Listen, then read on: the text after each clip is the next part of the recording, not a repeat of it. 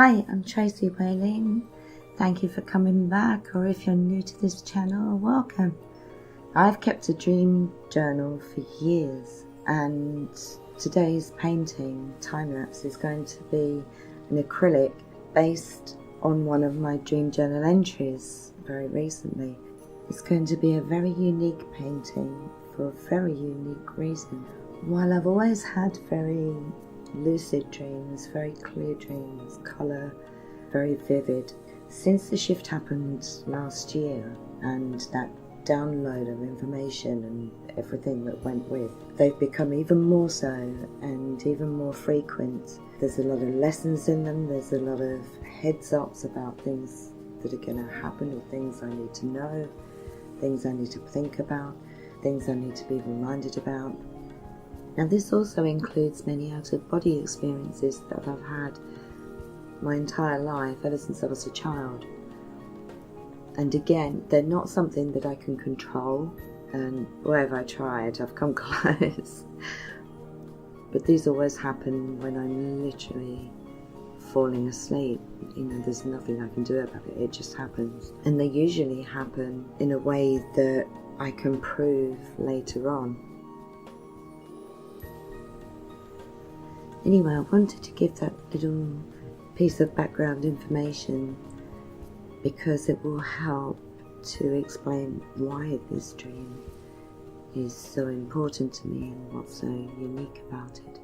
So this particular night I'd had 3 dreams. The first 2 weren't really anything, but the third one was one of the most magical, special dreams, in that it was like you would imagine a dream to be, or you would hope your dreams would be like, you know, really vivid, clear and magical and all things good.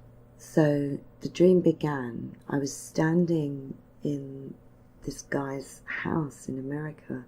No one I knew, but he was an artist, and that's another thing with my dreams. Most of my dreams lately have all involved different buildings, different places, but all the buildings have all had loads of corridors, lots of doorways, some not, some aren't. And my dreams have also involved a lot of hills, like if you go outside of the buildings and there'll be a garden area or grass, but there will be these hills with pathways or steps that always seem to start halfway up the hill. And even though the dreams can be completely different to each other, these are the similarities in what's running through them, which is another good idea and why I recommend everyone should keep a dream journal, so that you can go back and compare them. So I was standing in his hallway, living room, open space, huge room that had this archway on the other side with a corridor with loads of doors, some of which you could see through the arch. And I knew I was there for a reason, and I wanted to go and explore. And the first thing I wanted to do was go and see the outside, the garden, to see if it was similar to my other dreams and stuff. So I asked him, like, oh, which is the way out? Which is the back door? And there were so many rooms on this corridor, so many doors. Even he didn't know. And he said, I think it's the third one from the end, try that one. So I walked down the corridor, tried the door, and it was locked. And I said, nope. And he said, oh, it must be the next one. Try the next one. That one worked. So I opened the door, and outside there was this stairway going up, like we were on the lower ground. And the wall on the left that ran up along the stairs was concrete until you got to a certain point, and then there was this stone wall. And as you came right up the stairs and first peered over this wall, oh my gosh, I was met with the most beautiful beach I had ever seen. Everything was completely different. The sea was like a real clear mint green, and the sky was this orange that I've never seen a sky like that before anywhere, not even in dust storms. It was just this beautiful orange sunset, and I was just in awe, and I was kicking myself that I couldn't take a photo, and I knew that I didn't have my camera with me because it wasn't possible to take it with me in a dream.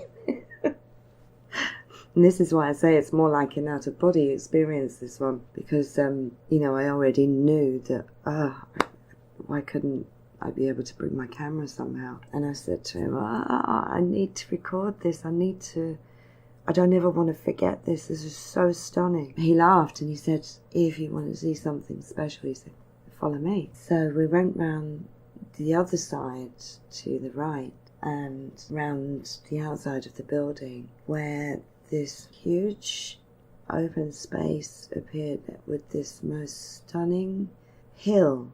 Again, it was like there was barely any garden, like actual flat garden, but just along the edge of the house was this stunning hill that had all these individual flowers. They weren't in bunches, they weren't in groups, and they were that way purposefully. I knew it was very symbolic of each one being completely unique, like no flowers we've seen, or certainly that I've seen here. Each one had its own importance. And there it was, halfway up the hill was this trodden pathway, all grass up until that point, the same as in my other dreams.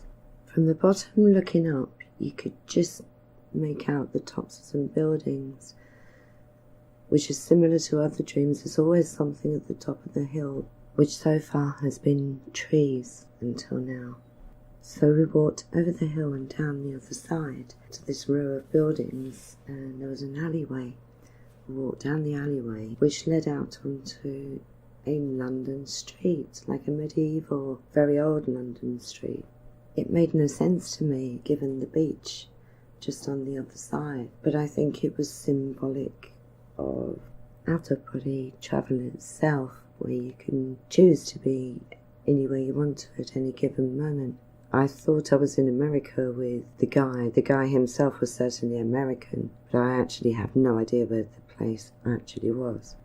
He went back to his house and I followed shortly afterwards. I went over the hill, I went down, I went to the stairs and the back door to go inside, which what should have been the original corridor, but instead it was as if I'd come in through the front door again. And I was really confused, and I just stood there. I was like, whoa, how did that happen? I need to do that again. Where's the door? And he pointed me to it. I went out and there were the stairs with the beach, and I went and had a look, and there was the hill. So I turned around to come back down the stairs, came in the door, and again it was like I came in the front of the building. It was quite bizarre. It was at this point I really knew I needed to draw what I'd seen so far, and I borrowed his pencils, his book, and began to sketch the beach scene first, as it had appeared as I first looked over the wall.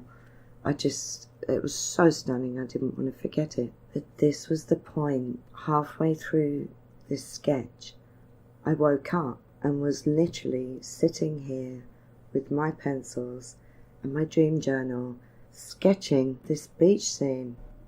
I knew immediately that I had to paint this, and I quickly sketched the hill scene, as you can see, and I'll do that in another painting.